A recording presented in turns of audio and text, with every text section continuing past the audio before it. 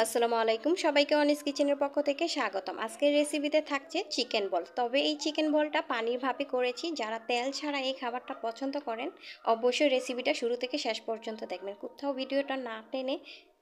চলেন চলে যাচ্ছি মূল ভিডিওতে। চিকেন বল বানানোর জন্য প্রথমে একটা ডো বানিয়ে নিয়ে নিচ্ছি ময়দা। আমি 1.5 কাপ ময়দা নিয়েছি।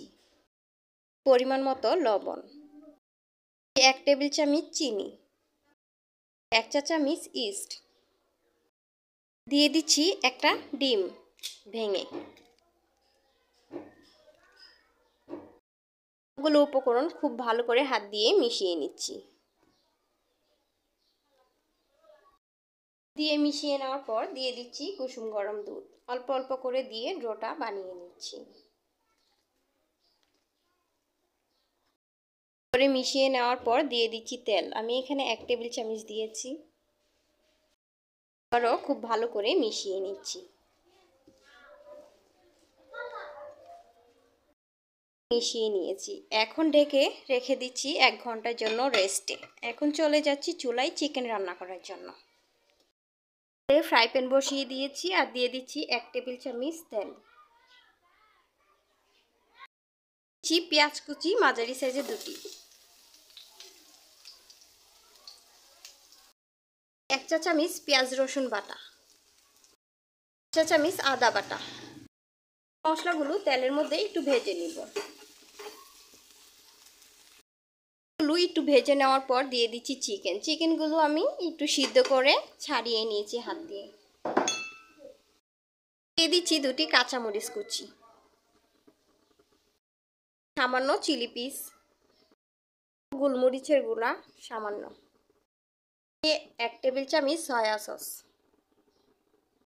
দিচ্ছি লবণ সামান্য, যেহেতু সয়া সসে লবণ আছে তাই অল্প করে লবণটা অ্যাড করেছি।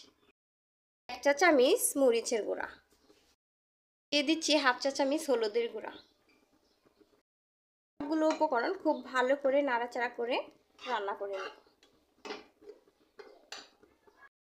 নাড়াচাড়া করে রান্না করে নেওয়ার পর দিয়ে দিচ্ছি এখানে ময়দা। 1 টেবিল চামচ ময়দা পানি দিয়ে মিশিয়ে নিয়েছি যাতে চিকেনটা একটু আঠালো হয়। এখানে চাইলে কর্নফ্লাওয়ার অ্যাড করতে পারেন। এখন আবারও খুব ভালো করে মিশিয়ে নিব। বেশ কিছুক্ষণ নাড়াচাড়া করে চিকেনটা রান্না করে নিয়েছি। এখন চুলা থেকে নামিয়ে এখন বানিয়ে নিচ্ছি চিকেন বল। আসলাম 1 ঘন্টা পর ডোটা অনেকটাই ফুলে গিয়েছে। এখন হাত দিয়ে ভালো করে ভাপটা ছাড়িয়ে নিচ্ছি। আবারও কিছুক্ষণ মথে নিব।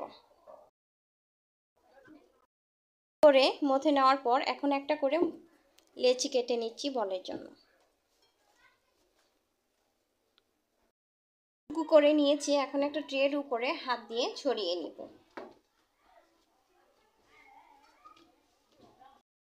ছড়িয়ে নিয়েছি আর রান্না করা চিকেন এখন আমি মাঝ বরাবর দিয়ে দিচ্ছি।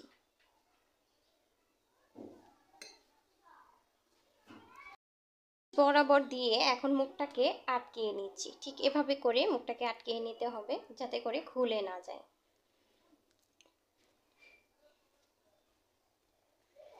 এই তো হয়ে গিয়েছে একটা। এভাবে করে সবগুলো করে নিব।